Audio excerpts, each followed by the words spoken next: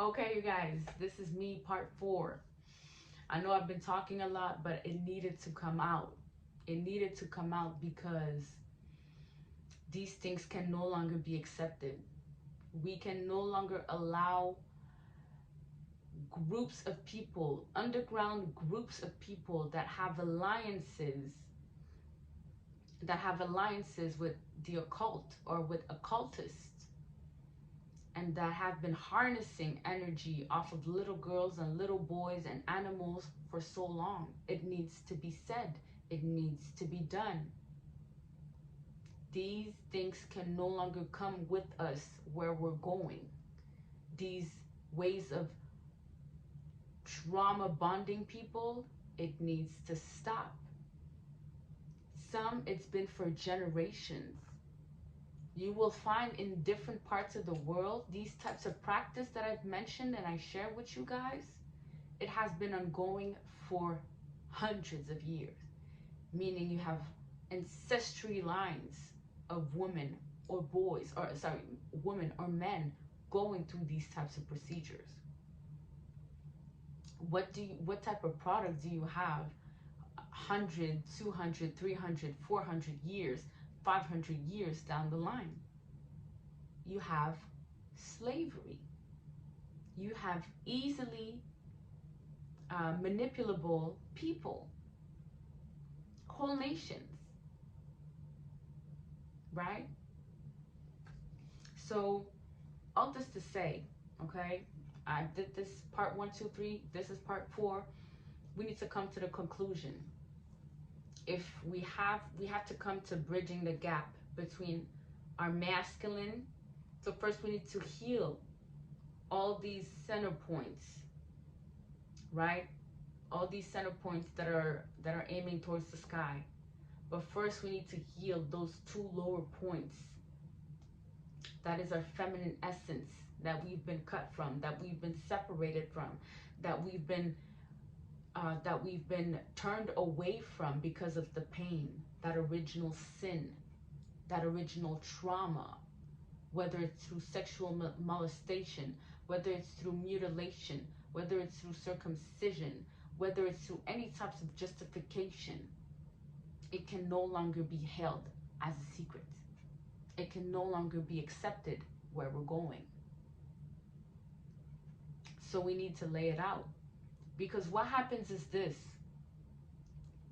Again, everything that I'm sharing with you guys, I'm talking from experience. I'm not even diving deep. I'm not even looking at other people's studies.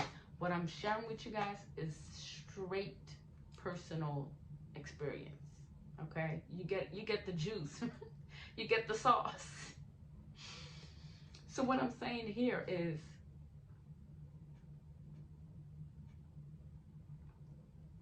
you have women and men walking the streets of these cities, of the whole wild world, being in bondage to their trauma.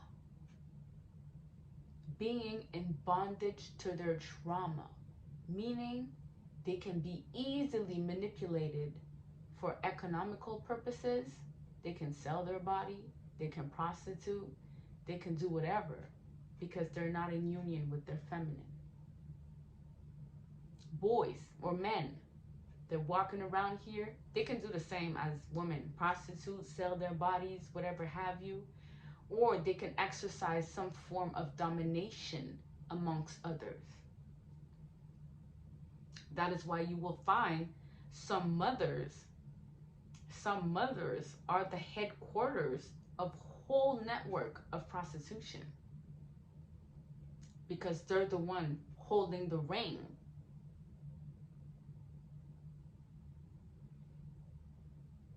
That means they're holding on strong to their trauma. They're heavily bonded to their trauma. You will find little boys that grow up being men that want to pimp every little girl or every woman they find in these streets. You will have men walking these streets with contracts to perpetrate the trauma onto little boys, onto little girls. Some will call them pedophiles. Some will call them possessed. Some will call them hitmen. It's one and the same. So all this to say, it has gotten out of control. It has gotten out of control, these types of trauma bonding. That is why it is important, because it is so prevalent. We are not talking about this enough when we should. Where I live, where the province in which I live, there aren't enough protection for children.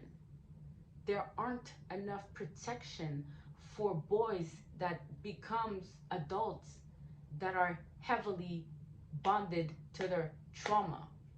There are no protection for girls growing up, becoming women that are heavily bonded to their trauma. There's not a safe space. There's not enough space for them because it's just too many. And we don't talk about these things because, again, we want to look at society as one that is perfect, that is flourishing, that has all the right senses in the right place. When we can come to that realization that this whole era of bondage was being perpetrated to these heavy sexual trauma bonding onto generations of people, nations of people. You mean to tell me we're really living in an era of peace and love and harmony? No. We need to come clear. And that is why healing needs to happen on an individual level so that it becomes collective, so that it becomes a global thing. But it's not easy. It's not an easy route to take. I'm talking from experience here. When you have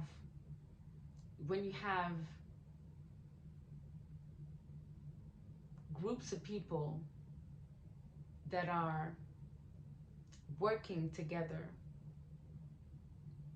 where your family, or supposedly people that are supposedly supposed to look after you, are selling you out for some dollars in the name of money, and then you have to grow up with that, and you then have to conform to that. And when you think you have this idea of a just world, you realize that it's not that at all. So you have a choice to make. You break free, you break yourself free from those entanglements and those bondage, or you perpetuate the pain. Right? The choice is ours at the end of the day. Okay, guys, I think I said what I said. It was long, but I it had to come out. Right? I'm choosing my words carefully because I feel like this is a message that can resonate to a whole lot of people. If I'm not there to judge, if I'm not there to point out fingers, because it is a collective effort. It is a collective effort, but it is an individual responsibility to face their own trauma. If we can face our own trauma, we can then heal and move on from these heavy curses. Sexual trauma will have you to disconnect from your mind will have you disconnect from your spirituality, so from your feminine essence, will have you disconnect from your body, so you're a soulless individual walking without purpose, without knowledge, without awareness of self. But this needs to end. That's why I'm making that video. On that note, you guys, take care of your minds, your hearts, and your whole being. And remember that you are worthy. However you got to that awareness that you are worthy, just know that you're worthy, and that's all that matters. On that note, you guys, peace.